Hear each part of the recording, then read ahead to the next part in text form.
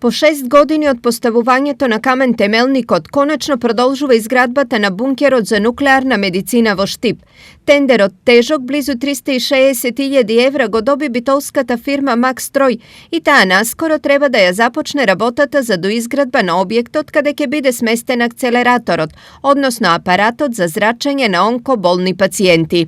Макстрој е истата фирма која започна да го гради бункерот уште во 2014 година, но откако не успеа да го заврши за една година, беше активирана банкарската гаранција и од незината сметка беа повлечени 100.000 евра. Овој пат од Министерството за здравство се оптимисти дека изградбата ќе заврши во предвидениот рок. Завршувањето се очекува во месец август оваа година. Во наредниот период работите ќе се интензивираат, вели Владимир Милошев, државен секретар во Министерството за здравство.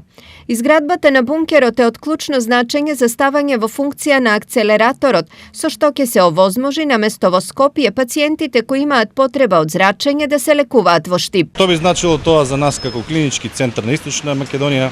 Тоа би било големо олеснување за сите пациенти кои што треба да одат во Скопје на зрачна терапија. Со тоа што би се отворил тој центар за радиотерапија и онкологија, за примање на зрачна терапија во Штип, материјалниот дел на самите пациенти би се намалил, нема да имат потреба да одат во Скопје, а со тоа и ние би ја прошириле нашата работа на клиничкиот центар. Речиси еден месец пациентите со малегни заболувања потребната онколошка терапија ја примаат во клиничката болница во Штип, но само таблетарната и субкутана. За останатата ќе мора да се почека активирањето на акцелераторот.